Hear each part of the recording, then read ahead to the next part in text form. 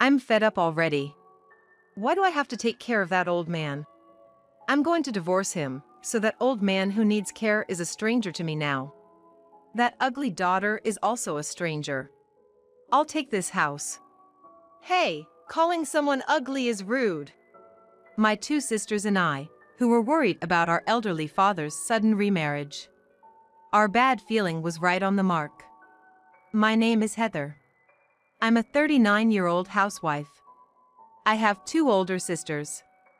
43-year-old Emily and 45-year-old Rachel.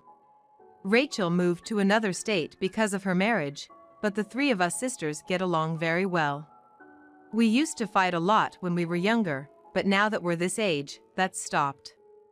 Above all, we were able to unite and stand together, so you could say our bond has grown even stronger. That unity was necessary for taking care of our father. It's been 3 years since our mother passed away due to an illness. Initially, our father, who was quite depressed and couldn't do anything for himself, became our responsibility. As a result, I, living nearby, along with Emily and Rachel from afar, began to visit our family home frequently. At first, we would console our depressed father and help him with housework, but we realized that wouldn't do. So the three of us talked it over. We taught our father how to do household chores, training him thoroughly so he could live independently. He was managing fairly well when an incident occurred. Our father hurt his leg. Now in his 70s, he quickly ended up in a wheelchair. Now, I visit him for caregiving, using local government services. One day, when I went to my family home as usual, I saw unfamiliar shoes at the entrance. Looking at those clearly female shoes, I tilted my head. Was today the day the caregiver was coming? Thinking I might have misunderstood, I entered the house to find a strange woman happily chatting with my father, seated in a chair. This is Joyce. She volunteers at the senior center. She reminds me a bit of your late mother, who lost her gentle aura, my father said. But I tilted my head at those words. My late mother was a gentle and slightly absent-minded woman. The woman in front of me did not look that way. She was 58 years old. She had lived alone all her life. She looked like a very strong woman. I never found the right person, so I've always been single. She said, smiling, but her eyes weren't laughing. I felt like I saw a shrewd glint in her eyes. After that, I saw her many times. Because she was always there when I went to my family home. Oh, Joyce is a wonderful woman. My father would say, his eyes sparkling. His legs were still weak, but he could walk with a cane. Is this the power of love? That in itself was fine, but the other person was not good. Joyce seemed like a good person. At least in front of my father. She would devote herself to taking care of my father, even though she was a stranger. But once she was away from my father, she revealed her true nature. One day, as I was bringing a meal as usual, she said, "What's this?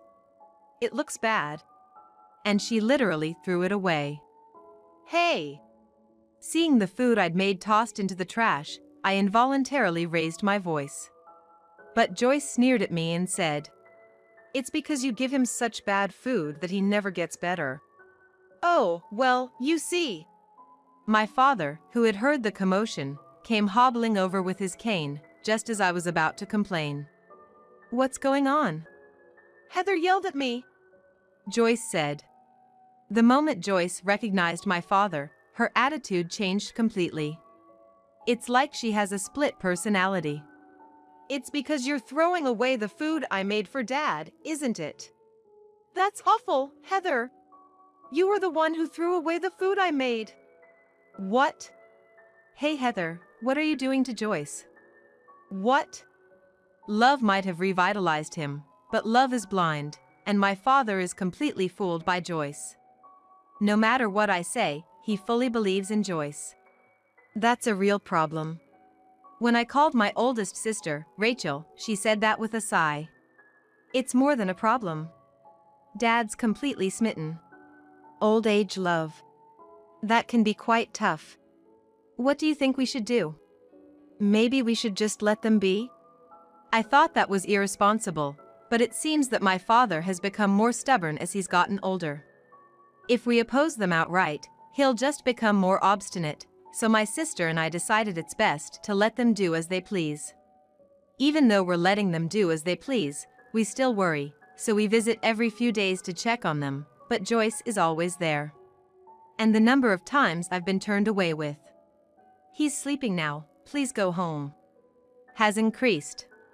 Eventually, I wasn't allowed to see my father at all. There's a limit to letting them be. My elderly father doesn't have a cell phone. We can only contact him by visiting or calling the home phone, but now we can't visit, and the phone isn't answered. Worried about not being able to see my father, I angrily said, "I'm his daughter.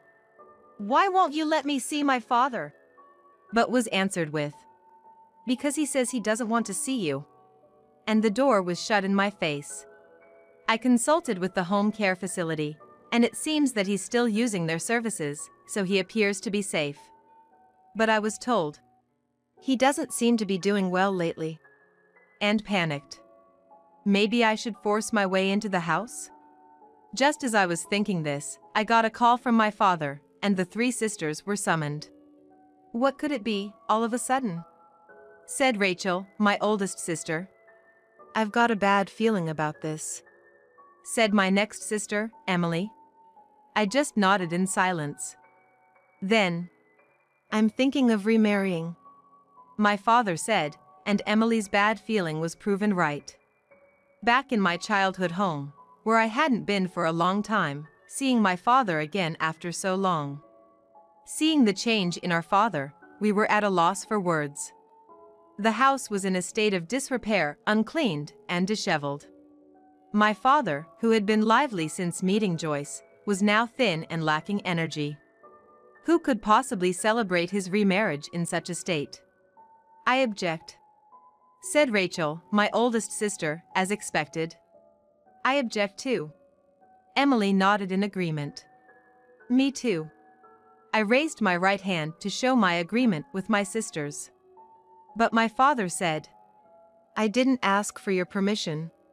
I asked you here today to inform you of a decision." "Wake up, Dad! She's not good for you." "Heather, your mother was a wonderful woman, but she's gone now. I'm lonely living alone. Joyce fills that loneliness. I won't allow you to speak ill of her." "Dad!" No matter what my sisters and I said, my father's will was firm. He seemed to have made up his mind and wasn't going to bend on his decision to remarry. Oh my, what's going on here? That's when it happened. Joyce appeared, breaking the tense atmosphere with a leisurely voice. "Oh, Joyce. Well, my daughters are opposed to our remarriage." "Well, what awful daughters you have," Joyce said, frowning at my father's words, and we were all dumbstruck. "Not wanting their father to be happy, are they even your daughters?" "Let's ignore them, darling. We're getting married and gonna be happy together. Right? Let's forget about them as if they never existed." "What did you say?" "Oh, scary. Look at that angry face. It's like a demon. You don't need a daughter like that, do you?" When Emily gets angry with a demonic expression, Joyce wears a blatantly frightened face. At her theatrically smelly manner, we feel both exasperation and anger, but it seems our father doesn't notice. "You kids, I never thought you were such terrible daughters." "Dad!" "Please leave. I'm going to be happy with her." "Wait a minute, Dad."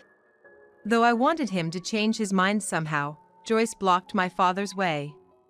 "You're so persistent. If I said leave, then leave." "Ah." And then, she actually threw salt at us. Feeling that this was beyond too much, we left our family home. "What's going on? This is the worst." Both Rachel and Emily are feeling shock and anger. I felt the same. "We'll make a point to check on Dad regularly." "That sounds good. I'm sorry, but can you do it, Heather?" "Yeah, leave it to me. This is a task only I, living nearby, can do." I thump my chest, facing my sisters, who seem apologetic. But in the end, I never got to see my father.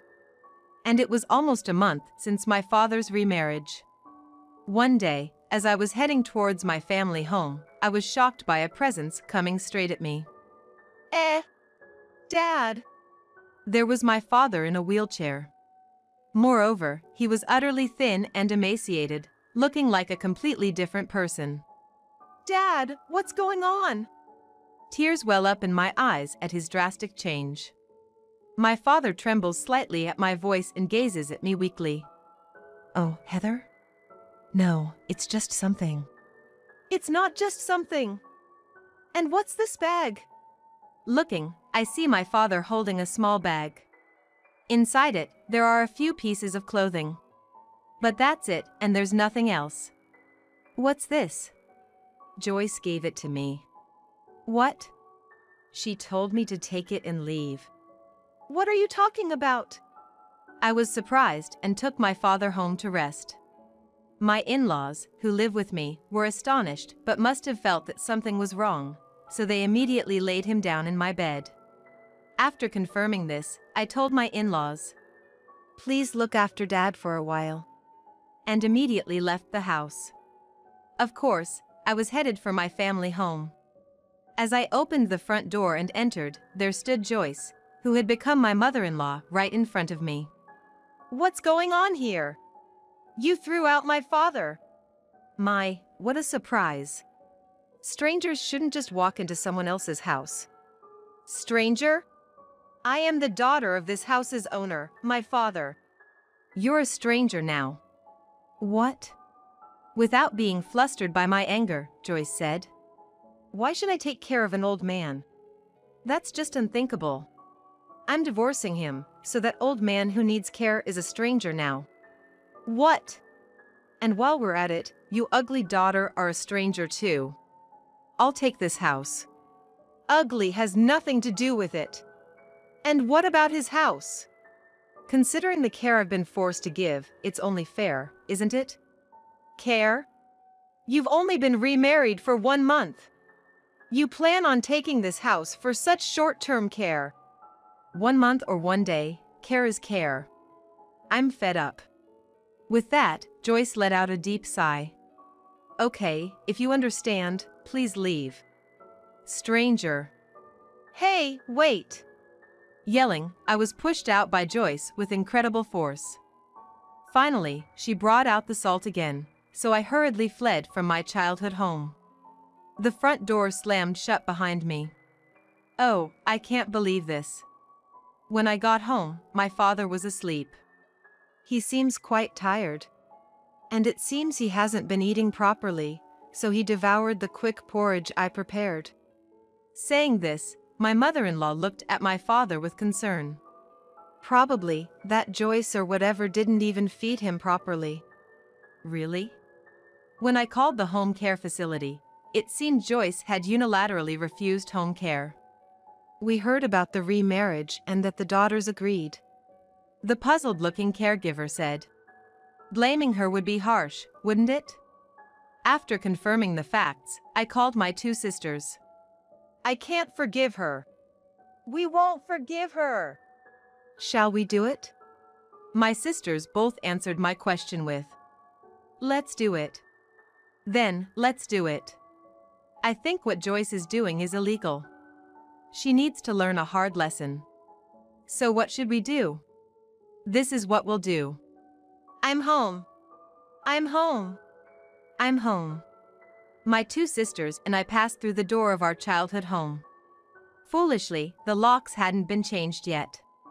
When the 3 of us opened the front door and entered the house, Joyce, of course, was there to meet us. What? You can't just walk in here. What are you talking about? The name hasn't been changed yet, has it? Then this house still belongs to our father. Is there a problem if his daughters come in as they please? That's not the issue. Then, we're coming in. Wait! Ignoring the bewildered Joyce, we entered the house. Wow, it's a mess. Broken screens and mountains of trash all over the floor. My heart ached to see our cherished home so ruined. All right, shall we do it? Yes, ma'am. Nodding to my sister, who had rolled up her sleeves, I put on an apron. And then we started cleaning all at once. What? What? What are you doing? As you can see, cleaning. So, is that it? Well, fine. Just make sure to clean it up nicely. What's with that attitude? But if you say it's okay, we'll do as we please, and we continued to work. We threw away scattered trash, finished wiping down surfaces, and then turned our attention to the refrigerator. What are you going to do with the fridge? We'll do this. Please take care of it. In front of the bewildered Joyce, my eldest sister called. Then the waiting staff came in. Okay, please dispose of it. Understood. The energetic male staff carried out the fridge. Wait. Ignoring the panicked Joyce, my second sister said. Next, this. And pointed to the TV, microwave, sofa, table, and other appliances and furniture. What are you doing? All of this belongs to us, as we bought them for our father. So we will recover and dispose of everything. What? I didn't hear anything about that. You don't need to be told, you're a stranger after all. Yes, all of the furniture and appliances in this house were presents from us to our parents. After we started working as adults, we bought and presented them to our parents one by one as a way to repay their kindness. They were ruthlessly taken out. Heather, wait a minute, I'll be in trouble without appliances and furniture, you know. I don't know about that. If you need it, why don't you buy it yourself? Stranger. What? As Rachel said this to a flustered Joyce, she lost her words and turned pale. Afterward, they continued to clean up the house until finally, there was nothing left inside. In a small box placed in a corner were Joyce's personal belongings. Apparently, her possessions hadn't increased much in just a few months. There's nothing here. In front of the stunned Joyce was the stark reality of the empty family home. What the heck have you guys done? Oh, don't be like that. Hey, want a sandwich? Facing an enraged Joyce, Emily oddly offered a sandwich. Without waiting for the question of where it came from, Emily shoved it into Joyce's mouth. I don't need that. Joyce, forcibly fed, had her eyes wide open. Emily, who had been watching with satisfaction, suddenly slapped her hand as if remembering something. Oh, my mistake.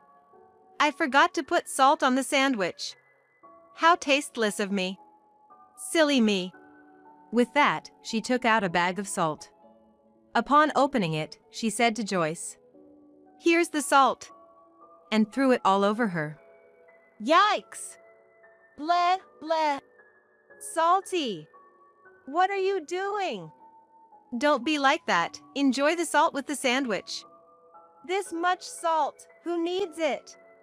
I and my sisters looked at her coldly, remembering how she once mercilessly salted our food, even though she disliked it herself. Even Joyce was taken aback by our chilly atmosphere. What's with you? Well, it feels like a scam to me. What? You see, we've been thinking that what you did might be a scam, so we consulted the appropriate authorities. What? From being pelted with salt to a surprising salty response. Joyce was frozen by my sister's words. What authorities? Oh, various ones? People you consult about fraud. What? You really think this is a legitimate marriage? Forcing our father out of the house without feeding him properly and then occupying it. You think this is normal? Well, that's... You thought we'd just stay quiet? Don't take us lightly, will you? Eek! The one whose voice suddenly turned icy was the eldest sister, Rachel. Usually, Emily is the scary one, but when Rachel gets angry, she's terrifying. With Rachel's cold glare, Joyce froze like she had been struck. Looking down on her, Rachel said, "Don't think you'll get off easy. We'll definitely corner you." I won't bow down to you," Joyce shouted back, though her legs were shaking. "I'm your father's wife, after all.